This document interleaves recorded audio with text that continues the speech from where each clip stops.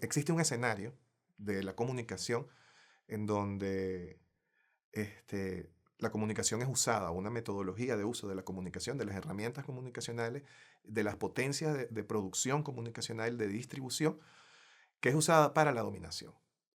Es un componente estratégico de casi todos los, o lo fue por lo menos durante todos los estados coloniales o neocoloniales del siglo XX, tratar de hacer campañas comunicacionales contra las fuerzas de liberación. Porque ganar el sentido de la gente, de los pueblos que dominan, es una parte crucial para poder justificar también la dominación y poder contrarrestar cualquier acción que les cuestione de alguna manera su hegemonía. En esa situación, que es simplemente un acompañamiento realmente a la acción material de dominación, surgen por supuesto ciertos tipos de resistencia. Surgen ciertos tipos de resistencia en donde la comunicación trata de disputar ese sentido. De esa contraofensiva comunicacional aparece una modalidad de lucha en lo comunicacional que es la guerrilla. ¿Por qué? La guerrilla comunicacional, en un primer momento, entre los años 2004 y 2007, era, bueno, las televisoras comunitarias, las radios comunitarias, otras formas de medios comunitarios, pero sobre todo, alguna gente que estaba empezando a intuir que era necesario volver a las estrategias más básicas de la comunicación para enfrentar a una comunicación que tenía unas características hegemónicas. Y empezamos a ver cómo aparece, se perfila lo que toda guerrilla es, pues, que finalmente es una guerrilla, puede existir, ya sea en lo físico o en lo simbólico. Una guerrilla es un grupo de personas pequeño que con escasísimos recursos pueden producir acciones concretas que alteren una situación o transformen una circunstancia particular. En el caso de la guerrilla comunicacional, ellos tienen que ser gente que conozca el territorio. ¿Por qué? Porque tienen que ser de ese territorio. ¿Y cuál es el territorio que tiene que conocer una persona de una guerrilla comunicacional? Como se perfiló al menos en ese momento en Venezuela, era el territorio simbólico. Esas guerrillas, ¿qué era lo que hacían? Bueno, utilizaban muchísimas tecnologías blandas, como por ejemplo, no era una cosa de estar en el Twitter, no era una cosa de estar en el Facebook, como ha devenido después en el tiempo, sino utilizaban, bueno, esténciles, afiches, papelógrafos, se hacían algunas impresiones en serigrafía, que era básicamente una técnica, la fotocopiadora para hacer tirajes pequeños, todo eso configuró las herramientas de lucha en ese momento. Esas guerrillas se fueron sofisticando porque de alguna forma se integraron a procesos organizativos más grandes y va desapareciendo con el tiempo y la captación de los recursos comunicacionales del Estado va desapareciendo como la necesidad de pensarse en esa dimensión y se empieza a considerar que, bueno, que todo el sistema de medios públicos era capaz de soportar el peso comunicacional o el contrapeso comunicacional del enemigo. El asunto es cuando tú entiendes la dimensión de la escala del enemigo y la dimensión de la escala de tu fuerza. Entonces aparece la tesis de la guerra simétrica, ¿okay? Que quien realmente la lanza es Chávez, ¿okay? Y la lanza como tesis de la defensa de la nación dentro de una visión, además de seguridad, de Estado y evidentemente de seguridad de la gente. Pero también se lanza esa misma estrategia cuando se da cuenta Chávez en un primer momento, y bueno, y todos los que hacemos comunicación o hacíamos comunicación en esos momentos, que no bastaba, que no teníamos la misma fuerza. ¿Y por qué no teníamos la misma fuerza? Porque aunque nosotros podíamos tener algunos canales de televisión, algunas bandas en el espectro radioeléctrico, ya sea el radiofónico, ya sea el de televisivo, sí que podíamos tener, cuando empezaban a aumentar las páginas, que podíamos tener algunas páginas, que podíamos tener algunos periódicos, nosotros no teníamos la misma escala de lo que se nos venía encima. ¿Y qué era lo que se nos venía encima? No, se nos venía encima series de televisión, se nos venía encima televisoras por cable, se nos venía encima una infraestructura que además instala el gobierno, una infraestructura que es la infraestructura de la telefonía móvil con acceso a data. Y con los costos de Movilnet para el público y los costos de los teléfonos de esa época, se masifica el uso, se democratiza. Entonces es como si apareciera un nuevo espectro radioeléctrico. Pues. Ya no es la banda de señal radiofónica, ya no es la banda de señal televisiva, ahora hay una banda de señal que es celular, por donde se transmiten otras señales y entra, bueno, el boom en el 2008 de las redes sociales. Y además de eso, en un momento dado, la democratización de la renta petrolera, de la repartición de la renta, permitió que casi todo el mundo tuviera acceso a ciertas cableras en Venezuela. Y eso significó que todas esas circunstancias era como si nosotros le hubiésemos instalado un sistema de una puerta de entrada a una potencia comunicacional para que nos invadiera. No es que no había que hacerlo, pero había que medir ese impacto. Entonces, ¿qué pasa? Que toda la artillería comunicacional que se había construido vuelve a quedar blanda. Nuestra visión se ha hecho un poco sesgada, producto de nuestra posición política, y no nos permite entender que ciertas cosas que no funcionan a nosotros no funcionan como herramienta discursiva. La guerrilla necesita la comprensión del territorio. Y si el territorio es el espacio simbólico, no comprender el espacio simbólico y no comprender cómo lo simbólico se interpreta, es decir, cómo aquello que yo enuncio y elucubro y construyo como enunciado simbólico finalmente es interpretado socialmente, entonces yo no conozco nada. Otra cosa que nosotros tenemos que ver como guerrilla es que nosotros tenemos que conocer verdaderamente las herramientas del otro. Y es ahí donde nosotros estamos todavía más entrampados. Porque nosotros estamos creyendo en que un gran discurso dicho con el valor y la entrega, una cosa bien bonita puesta en pantalla es suficiente. Miren, no, vamos a hacer el estudio material de esto. ¿Cuánto dinero se invierte contra Venezuela, concretamente? Es decir, vamos a tratar de entender a profundidad el fenómeno. Vamos a ver la cadena de producción del producto simbólico que nos ataca, cómo se construye eso, cómo se construye la invasión. Vamos a mirarlo como una cadena de valor. Y lo digo como una cadena de valor, ¿verdad? Porque hay varias cosas que tenemos que analizar. Como cadena de valor tenemos que ver la producción. Esta gente está utilizando un montón de tecnologías intercruzadas. Ya ellos no se preocupan por lanzar un enunciado de una forma sólida en un solo medio. Ellos diluyen, hacen líquido el contenido y lo diluyen en un montón de medios. Y esa forma de hacer líquida el contenido es todavía más compleja porque pasa que ellos tienen previamente creado personas, influenciadores, para cada segmento posible y que ya ellos han captado audiencia. Ya ellos han captado audiencia. Y son personas que además su trabajo y su forma de relacionarse con la vida es, bueno, ser youtubers o vivir haciendo twittercitos sobre ejercicio, o hablar de videojuegos y consolas, o hablar de viajes. O sea, fíjense ustedes que ya ni siquiera estoy hablando de un hablador político, de un opinador de oficio. No, estoy hablando de gente que se dedica al entretenimiento. Y es desde ahí, desde el entretenimiento, que empieza a aparecer una gama nueva de personas que se activan para hablar mal de Venezuela y se desactivan. Y ahí es donde penetran esos discursos líquidos. Y eso pasa, por ejemplo, en casos concretos, Pictoline. Pictoline es una gente, un piso de diseñadores que hace productos para web, ¿ok? Infografías, utilizando una estructura de narraciones muy corta y él hace como uno o dos al día. Pictoline pasó, porque yo tengo un amigo que los visitó, de ser una oficina chiquitica en las zonas más pobres, en las zonas marginales de las zonas de México, ¿ok? Del DF, hacer un piso en la zona industrial, así donde están los billetes financieros. Un piso entero de un edificio, de negocios. Y eso lo lograron porque hay gente que está financiando a Pictoline en el momento en que usaron a Pictoline para que hablara mal de Maduro. La primera cosa que tiene como arista el storytelling es que ningún contenido, ¿okay? Ninguna información está completa.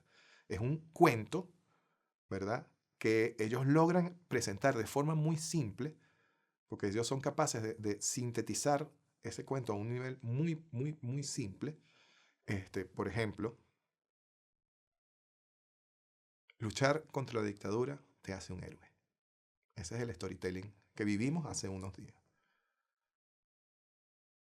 Esa narración, que además tiene una contraparte, porque ese storytelling cuando se empieza a desagregar dice, mira cómo los jóvenes universitarios estudiaban medicina y ahora luchan contra la dictadura, cuidando inclusive las vidas de aquellos que los reprimen.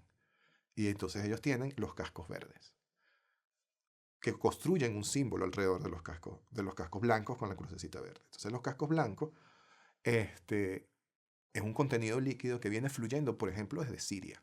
Entonces, el storytelling, ese contenido líquido que se construyó para Venezuela, donde todos podemos luchar contra la dictadura y ser héroes al acabar con la dictadura, pasa que tiene un sujeto ahí en ellos, con unos productos específicos de comunicación, donde hay un segmento de esta narrativa que va para ellos. Ellos también se vuelven parte de otra narrativa, porque cuando ellos se toman fotos, las madres quieren que sus hijos sean como ellos, porque son heroicos y son estudiantes. ¿Qué es lo que una mamá quiere? ¿No? O sea, que su chamo estudie, que su chamo tenga éxito, que su chamo sea además una persona tan íntegra, que esté ahí, dando el pellejo por una cosa en la que cree. ¿Cómo ellos saben a quién le llegan y cómo ellos saben a quién va todo eso? Ellos utilizan una estrategia con una tecnología de apoyo. Utilizan Big Data, ¿okay? Uno de las muchas data science, ¿okay? Para captar información de Internet sobre lo que la gente le gusta y consume. Determinar cuáles son sus preferencias, segmentándola, construir un perfil de diferentes tipos de sujetos, que de hecho ellos le tienen un nombre a ese tipo de perfilado. Ellos lo llaman o persona X, según algunos autores, persona X, o buyer persona, como comprador. Y ellos lo que hacen es dibujar un triángulo, es decir, un cono. Entonces, fíjense, ellos ponen aquí arriba todos estos tipos de perfiles, que ya no son los segmentos tradicionales, las formas de segmentación tradicional que utilizaba la mercadotecnia en la década de los 70. ¿Sabes? Que bueno, si eres hombre, mujer, entonces a lo mejor tenías algunos daticos así generales. No, estos buyer persona, además de los datos demográficos, tienen datos de gustos, datos de preferencias. Lloran cuando ven gatitos. Esta persona tiene una inclinación muy grande a la sobreprotección de su hijo o de su hija. Tiene repulsión a los negros. No le gustan los homosexuales. Es católico. Entonces eso construye un perfil. Pero hay otro perfil que es una persona que apoya el movimiento gay. Entonces imagínense, se pareciera que no pudieras hablarle, que el mismo contenido no pudiera llegarle a esas dos personas. Ese es el poder del contenido líquido, porque el mismo mensaje, tú estás haciendo que le llegue a todos en ese cono. En ese camino que ellos recorren entre ser un buyer persona, porque en alguno de esos eres tú, o tú estás muy cerca de alguno de esos. En ese camino que es de un buyer persona, hay un punto final, que es lo que se llama un converso. Un converso es aquella persona que ya va a hacer algo que tú quieres que esa persona haga. Por ejemplo, en la guarimba. En la guarimba usted es una señora del cafetal y le da agua al guarimbero. Y es heroica. Y se toma una foto. Y le da el agua al guarimbero. En la guarimba también usted puede ser un señor que tiene más o menos fuercita, que vive en los chaguaramos y agarró, le echó trancazos a una mata de árbol y tal, tumbó el árbol y lo puso ahí en la mitad de la calle. O sea, fíjese que hay una acción concreta a la que esa persona está llamada. Pero no es la misma acción la de la señora, aunque el contenido líquido es el mismo. La acción de la señora no es la misma y la acción del señor no es el mismo. Tampoco es la acción del chamo que va adelante en la guarimba, o la del chamo que se pone el casco blanco, o la del chamo que ni está adelante en la guarimba ni está en el casco blanco, pero razona y piensa que eso es heroico. Y va de repente con su gorrita tricolor y se toma un selfie con la bandera volteada. Entonces, fíjate que ahí hay como conversiones para cada quien. Y cada quien tiene un punto de conversión. En ese cono, ¿qué es lo que hay en el medio? En ese cono, lo que hay es preguntas que se hace este buyer persona o esta persona X, ¿verdad? A medida que va descendiendo en ese cono. Y ellos tienen que tener, para cada uno de esos momentos, que ellos lo tipifican como hitos, ellos tienen que tener una... Ellos tienen que tener un producto, un material, algo que responde a esa pregunta para hacerte avanzar.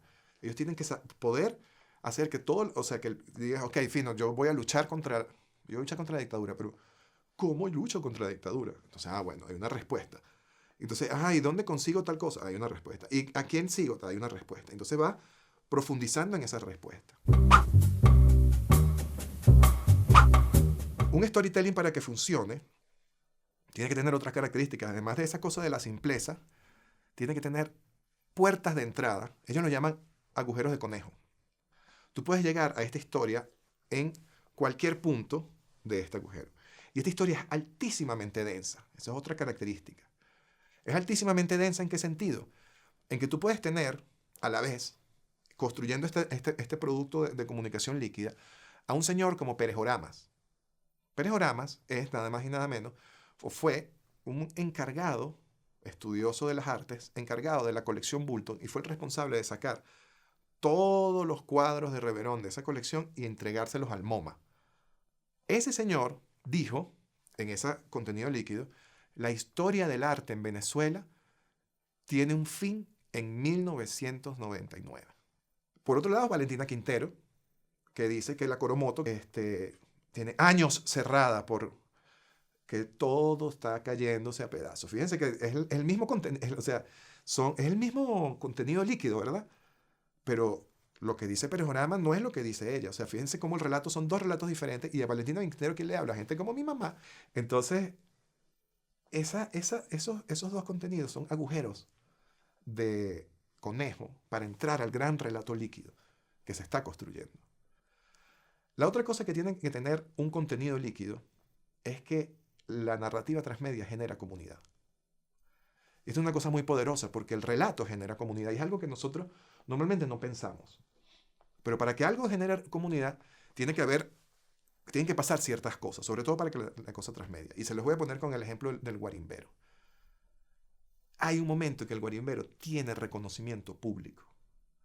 Es decir, hace una hazaña que es memorable. Y se toma una foto. Y se hace un selfie. Donde dice, aquí estoy yo, ¿verdad? Allá atrás está la Guardia Nacional y aquí estoy yo. Recuerden las redes sociales y recuerden la cantidad de memes igualitos que había. ¿Ustedes creen que eso es casual? No. Eso es parte de las acciones de la narrativa transmedia. El momento memorable se llama eso. Tiene que haber un momento memorable que sea tuyo, no de la narración, sino tuyo. Y ahí tú conectas con ese relato de una forma distinta, porque ya ese relato no es el relato de lo que le pasa a otro, es el relato tuyo, donde el protagonista adivina quién es, usted. Entonces, eso es muy poderoso. Y eso es parte del proceso del cono. Digo que genera comunidad porque ese momento memorable se comparte. Tiene que ser compartido, tiene que ser expuesto y tiene que estar alrededor de toda esta gente que está viviendo ese contenido líquido y que tiene que reconocerse como miembros especiales de un relato en el que ellos son los protagonistas. Y eso está pasando, ¿me entiendes? Los escuderos, como forma de comunidad, son reconocidos en una comunidad más amplia y son reconocidos dentro de ellos como escuderos. Y además hay productos audiovisuales que ellos hacen para crear esa sensación de comunidad más grande y que todos valoren eso. Entonces fíjense cómo ese contenido líquido va recorriendo cosas. El contenido líquido termina siendo además sumamente denso, porque como ya les dije hay muchísimos niveles. Pérez Orama tiene un nivel, Valentina Quintero tiene otro nivel. El relato se construye, entonces tú puedes ir más adentro del relato, ir más adentro del relato, ir más adentro del relato. Y aunque linealmente en este sentido el relato comienza aquí y se termina aquí, cuando tú lo ves de cerca siempre ves más y más y más y más y más y más. Y no se acaba nunca. Y eso hace, o sea, fíjense, que sea memorable, que genera comunidad, que es sumamente denso, que es sumamente fácil de narrar.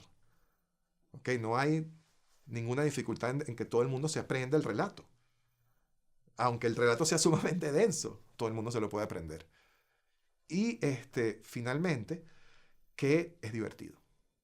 Ellos apelan a la emocionalidad, inclusive a la emocionalidad de lo que se quiere con cuando uno hace acciones de consumo audiovisual para el entretenimiento. Relato divierte. es entretenido. Es chévere jugar frisbee, ¿me entiendes? Trancando tu calle. Una guerrilla tiene que poder atacar, porque no tenemos la escala, puntos débiles del proceso. Si me preguntan a mí en lo personal, después de mi experiencia, y que es el único sitio donde está el flanco abierto, es en el momento de la interpretación. Es decir, nosotros tenemos que hacernos muy hábiles en entender ese punto crucial, porque ni más plata, ni más capacidad de circulación, ni más calidad que la que ellos tienen, ni más credibilidad que la que ellos construyen, ni más trabajadores simultáneamente trabajando. Ahí no podemos competir. Una guerrilla no tiene la capacidad de competir en escala. Y además ellos, fíjense ustedes, es una guerrilla que está trabajando sobre un terreno que es controlado por el enemigo. Porque usted es civilizado por el capitalismo, usted nació en este sistema. Entonces, ya ellos tienen el terreno ganado, pues. El terreno es el suyo, ellos son los amos de este terreno. De lo que ellos no son amos es de la forma de interpretación, porque la interpretación es social y ocurre, y digo que la interpretación es social y esto no es un dato menor, ocurre en el momento en que tres panas se sientan en la mesa y yo te muestro a ti, tú me muestras a mí, tú le muestras al otro el Twitter que tuviste, ¿sabes? Donde sale fulano de tal hablando una cosa y te cagas de la risa. Y es en ese donde la información, clac, se cierra. Y que cuando el sentido se hace común en ese momento, es que finalmente se realiza el contenido líquido. Pasa de ser simplemente una propuesta narrativa que está en un espacio comunicacional simbólico a el momento en que se interpreta. Y es cuando se interpreta que la cosa existe, porque se cierra lo que Peirce proponía, que es el triángulo del signo, ¿no? O sea, interpretar ese objeto, interpretamen y representamen. Entonces, fíjense ustedes qué poderoso, ¿no? Porque saber esto significa que hay un punto blando, un punto donde ellos no están, pero nosotros sí. Es decir, que tenemos que empezar a hacer un trabajo como el de los evangélicos. ¿Ok? Y no digo que desechemos la cámara, de repente tenemos que llegar fabricarnos una cosa donde nos permita poner televisorcitos chiquiticos, que se llaman ya teléfonos celulares, y estar ahí en el momento de interpretarlo. Mira, vamos a ver esto, muchachos, tal. Y empezar a utilizar esa estrategia. Más lenta, más pequeña, más de gota a gota, pero bueno, es una guerrilla. ¿Sabes? Las guerrillas no son una cosa que llega como una bomba atómica, me explico. Entonces, las guerrillas no usan esa lógica, no tienen armas de destrucción masiva. No pueden hacer una guerra relámpago. Ellos hacen ataques puntuales sobre cosas puntuales y se retiran. Pero otra comunicación muy distinta, y que además no tenía ni calidad, era más fea que el carajo, pero era de verdad, era la comunicación de los sandinistas. ¿Sabes cómo era la comunicación de los sandinistas? Los sandinistas enfrentaron al gobierno central de la dictadura en Nicaragua. Y cada vez que ellos iban avanzando un espacio, ellos lo llamaban territorio liberado. ¿Y qué hacían? Ponían un stencil feísimo, que cualquier stencilero de la guerrilla comunicacional venezolana se burlaría de lo malo que era. Pero era poderosísimo, porque el stencil simplemente decía territorio liberado. Y era verdad. Usted veía o sea, usted llegaba a su casa y veía la pared vacía. En la noche siguiente usted veía el muñequito ese de Sandino con las letricas que decían el territorio liberado y usted sabía que ya usted no le paraba bola al gobierno, que ya no iba a haber un policía, que ya no iba a haber una guardia secreta, que ya no iba a haber que hablar con la gente, que inclusive quien iba a proveer la electricidad, quien iba a proveer los servicios, quien iba a proveer todo, iba a cuidar que eso fuese así, era el sandinismo. Coño, tengo que decirlo. ¡Coño! La comunicación tenía un peso gigante porque la realidad era gigante. Así funciona una guerrilla comunicacional.